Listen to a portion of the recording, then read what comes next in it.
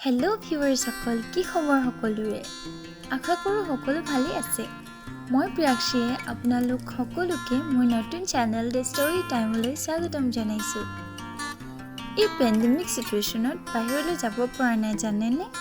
আৰু মোৰ কলেজো বন্ধ। সেইবাবে ভাবিলোঁ যে কেইটামান ষ্টৰী পঢ়োঁ আৰু আপোনালোককো অলপ এণ্টাৰটেইন কৰোঁ। আশা কৰোঁ সকলোৱে ছাপোৰ্ট কৰিব।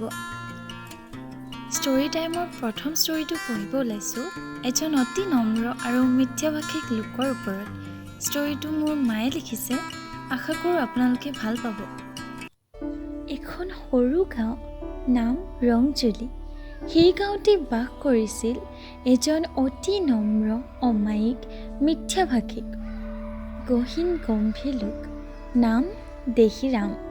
অভাৱ অনাটনে জুৰুলা ব্যক্তিজনে পাছতি সন্তানৰ সৈতে যেনে তেনে সংসাৰখন আগবঢ়াই নিছিল। মনত অদম্য হেঁপাহ আৰু উৎসাহ থকাৰ বাবে বহুত কষ্টৰ মাজেদিও আটাইকেইটা সন্তানকে পঢ়া শুনাৰ দিশত আগুৱাই নিব বিচাৰিছিল। তেওঁ ভবাৰ ধৰণে ল'ৰা ছোৱালীকেইটাও সকলো দিশতে আগুৱাই গৈছিল। নিয়তিৰ কি নিষ্ঠুৰ পৰিহাস! তেওঁ ৰুই থৈ যোৱা পুলিকেইটা ঠন ধৰি উঠিছিলহে মাথো। চাবলৈ একো নাপালেই। সকলো মায়া মোহ ত্যাগ কৰি এই পৃথিৱীৰ পৰাই বিদায় মাগিলে তেওঁ।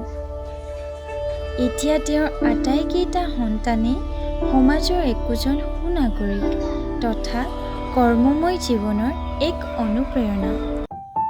এয়াই আছিল আজিৰ ষ্টৰীটো মায়ে বৰ চুটিকৈ লিখিলেও। আশা কৰোঁ ষ্টৰীটো সকলোৱে ভাল পালে। চেনেলটো ছাবস্ক্ৰাইব কৰিবলৈ নাপাহৰিবা আকৌ। মই আকৌ আহিম নহয় নতুন ষ্টৰী লৈ। আৰু সকলোৱে লাইক, কমেণ্ট আৰু শ্বেয়াৰ কৰিব। আৰু লগতে ওচৰতে থকা বেল আইকনটো প্ৰেছ কৰিব।